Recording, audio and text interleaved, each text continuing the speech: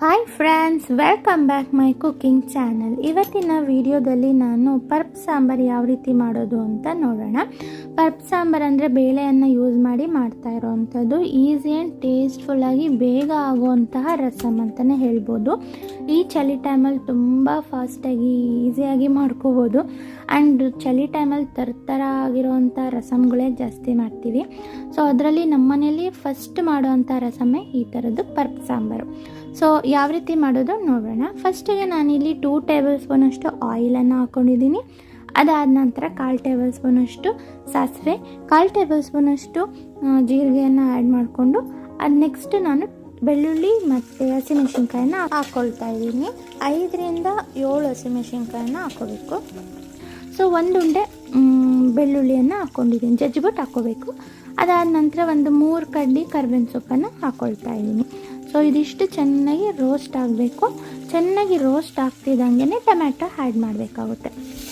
Tomato ನಾನಿಲ್ಲಿ ಒಂದು medium size ಆಗುವಂತಹ ಟೊಮ್ಯಾಟೊ ಮಾತ್ರ ಹಾಕ್ಕೊಂಡಿದ್ದೀನಿ. ಇದ್ರ ಮೇಲೆ ಹುಣಸೆಹಣ್ಣಾಗಲಿ ಮತ್ತು ಎಕ್ಸ್ಟ್ರಾ ಟೊಮ್ಯಾಟೊ ಏನನ್ನೂ ಹಾಕ್ಕೋಬಾರ್ದು. ಈ ಥರ ರಸಮ್ಗೆ ನಾನು ಬೇರೆ ಏನೂ ಯೂಸ್ ಮಾಡಲ್ಲ, ಒಂದೇ ಒಂದು ಟೊಮ್ಯಾಟೊ ಮಾತ್ರ ಹಾಕ್ಕೋಬೇಕು. ಎಕ್ಸ್ಟ್ರಾ ಟೊಮ್ಯಾಟೊ ಹಾಕಿದ್ರೂ ಅದು ಚೆನ್ನಾಗಿರಲ್ಲ.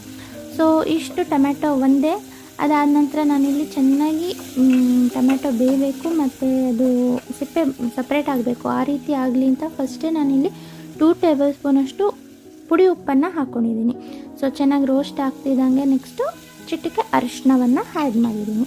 ಸೊ ನೋಡ್ತಾ ಇದ್ದೀರಲ್ಲ, ಚೆನ್ನಾಗಿ ರೋಸ್ಟ್ ಆಗಿದೆ. ಒಂದು ಸ್ವಲ್ಪ ಗುಜ್ಜು ಟೈಪಲ್ಲೇ ಇದೆ. ಒಂದು ಎಕ್ಸ್ಟ್ರಾ ಟೊಮ್ಯಾಟೊ ಹಾಕ್ಕೊಂಡು ಚೆನ್ನಾಗಿ ರೋಸ್ಟ್ ಮಾಡಿಬಿಟ್ರೆ ಬಿಸಿ ಬಿಸಿ ಅನ್ನೋಕ್ಕಾದರೆ ಒಂಥರ ಒಂದು ಸಪ್ರೇಟ್ ಗುಜ್ಜು ಥರನೇ ಆಗುತ್ತೆ. ಸೊ ನೋಡ್ತಾ ಇದ್ದೀರಾ, ಲಾಸ್ಟಲ್ಲಿ ನಾನು ಸ್ವಲ್ಪ ಹತ್ತತ್ರ ಎಂಡಿಂಗ್ ಟೈಮಲ್ಲಿ ನಾನು ಮೆಣಸನ್ನು ಹಾಕ್ಕೊಳ್ತಾ ಇದ್ದೀನಿ. ಮೆಣಸು ಸ್ವಲ್ಪ ತರ್ತರಿಯಲ್ಲಿ ಪುಡಿ ಮಾಡಿ ಇಟ್ಕೊಂಡಿದ್ದೀನಿ. 1 ಟೇಬಲ್ ಸ್ಪೂನಷ್ಟು ಹಾಕ್ಕೊಳ್ತಾ ಇದ್ದೀನಿ.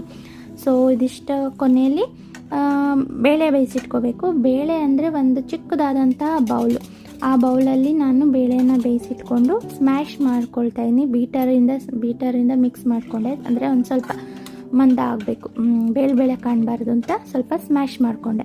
ಸೊ ಥಿಕ್ನೆಸ್ ನೋಡಿ ಎಷ್ಟು ಬೇಕೋ ಅಷ್ಟು ನೀರನ್ನು ಹಾಕ್ಕೊಳ್ತಾ ಇದ್ದೀನಿ. ಯೂಶ್ವಲಿ ರಸಮ್ ತೆಳ್ಳಗೆ ಇರುತ್ತಲ್ಲ, ಸೊ ಆ ರೀತಿ ಮಾಡಿಕೊಂಡು ಲಾಸ್ಟಲ್ಲಿ ನಿಮಗೆ ಬೇಕಿದ್ರೆ ಹಿಂಗನ್ನು ಆ್ಯಡ್ ಮಾಡ್ಕೋಬೋದು. ಕೊನೆಗೆ ರುಚಿಗೆ ತಕ್ಕಷ್ಟು ಉಪ್ಪು ನೋಡ್ಕೊಂಡು ಹಾಕ್ಕೊಳ್ಳಿ, ಫಸ್ಟೇ ಹಾಕ್ಕೊಂಡಿರ್ತೀನಿ. ಸೊ ಅದಾದ ನಂತರ ಫೈನಲಲ್ಲಿ ಕೊತ್ತಂಬರಿ ಇಲ್ಲ, ಅಲ್ಲಿಗೆ ಹೆಂಡ್ ಮಾಡಿ ಲಿಡನ್ನು ಕ್ಲೋಸ್ ಮಾಡಿದೆ. ಸೊ ಈಗ ಸರ್ವಿಂಗ್ ಪ್ಲೇಟ್ಗೆ ಸರ್ವ್ ಮಾಡ್ತಾಯಿದ್ದೀನಿ. ಬಿಸಿ ಬಿಸಿ ಅನ್ನಕ್ಕೆ ಬಿಸಿ ಆದಂಥ ಸಾಂಬಾರು, ಸ್ವಲ್ಪ ತುಪ್ಪ ಹಾಕ್ಕೊಂಡು ಟೇಸ್ಟ್ ಮಾಡ್ತಾಯಿದ್ರೆ ವಾವ್, ಚಳಿಗೆ ಸೂಪರ್. ಸೊ ನೋಡಿದ್ರಲ್ಲ ಫ್ರೆಂಡ್ಸ್, ಇಷ್ಟ ಆಗಿದೆ ಅಂದ್ಕೊಳ್ತೀನಿ. ಇಷ್ಟ ಆಗಿದ್ದಲ್ಲಿ ಲೈಕ್ ಮಾಡಿ, ಶೇರ್ ಮಾಡಿ, ಸಬ್ಸ್ಕ್ರೈಬ್ ಮಾಡ್ಕೊಂಡು ನೋಡಿ ಅಂತ ಹೇಳ್ತಾ ಥ್ಯಾಂಕ್ಸ್ ಫಾರ್ ವಾಚಿಂಗ್. ಬಾಯ್.